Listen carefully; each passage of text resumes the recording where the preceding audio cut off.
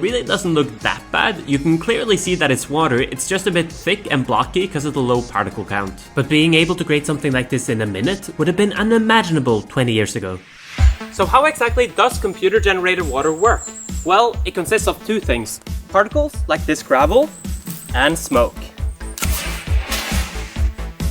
And if you combine them, you can actually simulate water. Let me explain how.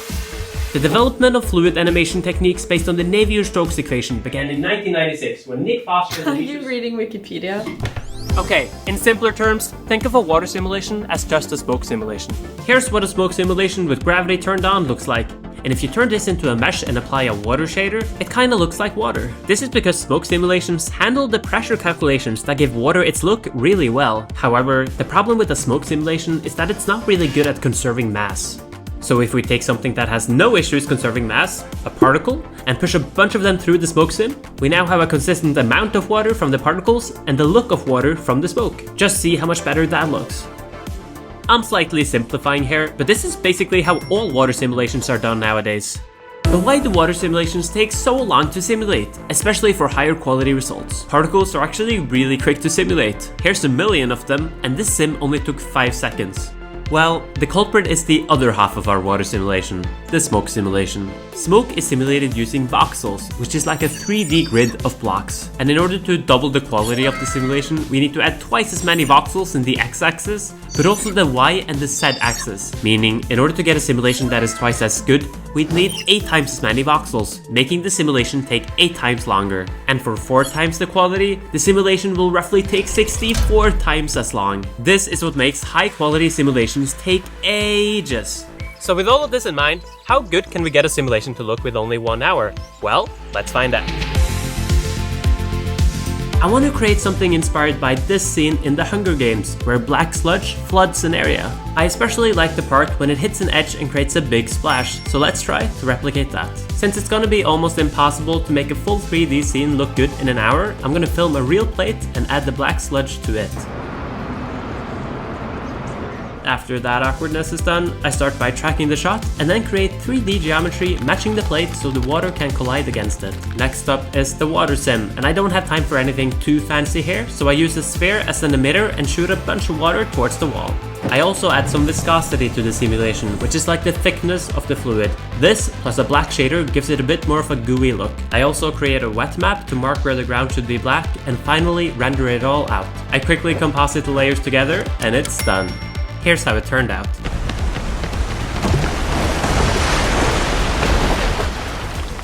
Not bad for an hour, but I wish I had more time so I could do a really high resolution simulation. Luckily, that won't be an issue for the 100-hour shot. Here, deep in his cave, we see the VFX artist in his natural habitat. After days of observation, we were able to get a glimpse of this creature venturing out into nature, which is a rare sight. We don't yet understand why they do these weird motions in front of a camera, but with further research we hope to one day learn how this strange creature works. Suddenly, he quickly packs up, and we watch as the VFX artist returns to its sanctuary of screens and the subtle hum of the computer. You probably think that I just blew my whole budget for that voiceover, but it was actually super cheap thanks to Motion Array's new AI voiceover feature, which allows you to create voiceovers in a breeze. They have countless of different voices to choose from for any type of video. Like this fancy British one. And this one, for when you don't want to deal with child actor laws. Or this one, with some southern charm. And they of course have more basic ones too. Simply select your voice, type in your text, and hit generate. Not exactly rocket science. You can even adjust the speed and the emotion of the voiceover. So if you need someone angry, or maybe a bit sad, Motion Array's AI voiceover is the place to go. Just click the referral link in my description and select the plan that's right for you to get started. Thank you so much to Motion Array for sponsoring this video. So why is Houdini the best at water simulations? Personally, I'd say it comes down to 2 things, flexibility and customization. Houdini uses a node-based system, which means you're basically building your effect block by block, and you can at any point switch the inputs of your node tree, giving you a whole new effect. Houdini also offers complete customization. It doesn't just give you a button for water, but rather a toolset that allows you to build your own water simulation exactly how you want it. And if a node doesn't exist, you can just code it yourself using Houdini's own scripting language, Vex. All of this is why Houdini is the industry standard when it comes to making water and all other simulated effects in movies and TV shows. I've actually worked on quite a few shots involving water myself while working at a VFX studio. It was probably one of my favorite effects to create since it was always so exciting to see how the water would turn out after hours or days of simulation. The only thing that kind of sucks is when you get a note to make the splash bigger and you have to wait 2 days in order to check if your adjustments worked. The simulation algorithm really is the boss. You wanna know a crazy fact? The simulation data alone on the movie Kingdom of the Planet of the Apes was over 10 petabytes. That's 10,000 terabytes. And here's what 10,000 1 terabyte hard drives looks like. It's just an insane number, and I would guess that a lot, if not most of that, is water simulation data. And the reason it takes up so much space is the same reason it takes so long to simulate. Voxels just take up a crazy amount of storage, and if one frame of the simulation has 1 billion voxels, which is pretty common, you have to multiply that with the frame rate, typically 24, and then by how many seconds the shot is. This is why water simulations take up so much space.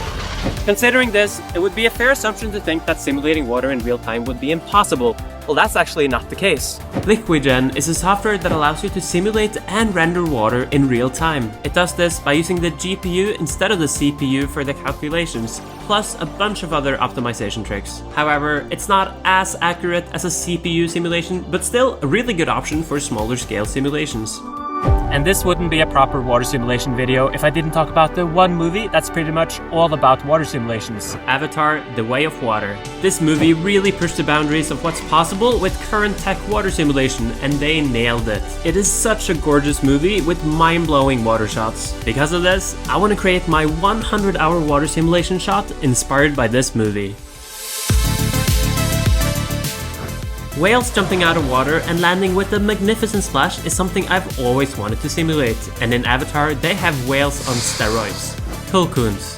There are beautiful references from the movie showing these creatures jumping out of the water, and when I was looking for inspiration online, I found this stunning artwork by Dylan Cole that I knew I had to recreate. It can be a bit daunting starting on a shot like this from complete scratch. I'm overwhelmed, sir. But I'm just gonna take it one step at a time and see if we can make something resembling this. I start by buying a whale model online and animate it using both real whales and the movie as reference. And I make sure that the whale hits the pose that the reference artwork has. For its tentacles, I simulated them for the most natural looking result. And here's how the animation turned out. Next, I add a water surface and do a low resolution simulation to see how it looks. I then do a bunch of simulations, tweaking things every iteration, and this process takes forever since each sim takes around an hour before I can see if my adjustments work. Eventually though, I am happy with the results and send off a really high quality simulation for my computer to enjoy overnight. Each time when I come here, I am abused.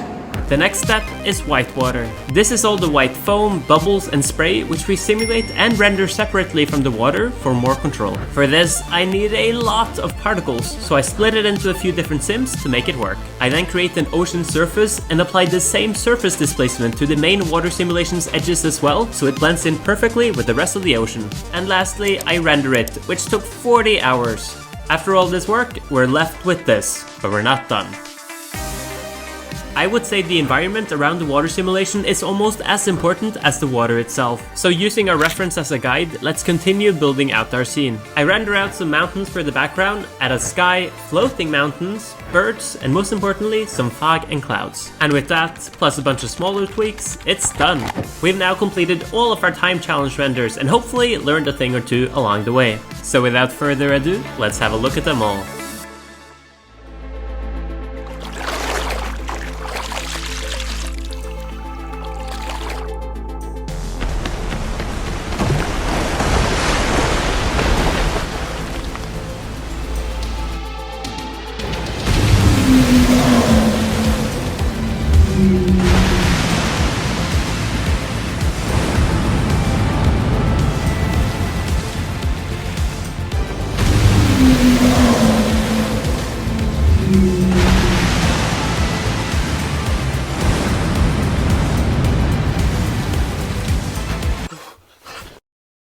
สำหรับคอนเทนต์หลักของเราในวันนี้ครับผมจะมาพูดถึงคำศัพท์ที่เรียกว่า enshittification นะครับหรือที่มันแปลว่าแบบทำให้ของเรามันห่วยลงซึ่งเราเห็นปรากฏการณ์นี้เยอะขึ้นเรื่อยๆในยุคปัจจุบันนะครับ จากซอฟต์แวร์ไปจนถึงการให้บริการสินค้าหรือบริการหรือการเดินทางสายการบินคือทุกอย่างมันอยู่คำนิยามของมันก็คือคำว่าตอนแรกเรามีสิ่งที่ดีอยู่แล้วเราทำให้มันห่วยลงเพื่อที่เจ้าของกิจการเนี่ยจะได้เงินมากขึ้นซึ่งนิดๆหน่อยๆมันก็โอเคแต่ว่าเขาจะค่อยๆทำทีละนิดจนแบบว่าเฮ้ยไปมาแบบมันเกินไปแล้วนะดังนั้นวันนี้เราจะมายกตัวอย่างเรื่องพวกนี้กันถ้าคุณชอบคอนเทนต์แบบนี้และอยากเลี้ยงกาแฟผมสามารถที่จะทำได้ที่ระบบ Membership ครับสมาชิกสามารถดูไลฟ์ย้อนหลังได้แบบเต็มๆมีโพสต์หลังบ้านเฉพาะสมาชิกมีบัตรเครดิตสีสวยอยู่หลังชื่อด้วยนะครับและผมต้องขอบคุณสมาชิกทุกท่านครับที่ช่วยให้ผมสามารถสร้างสรรค์คอนเทนต์ได้แบบที่เป็นตัวของตัวเองสุดๆและขอบคุณคุณผู้ชมทุกท่านที่รับชมนะครับ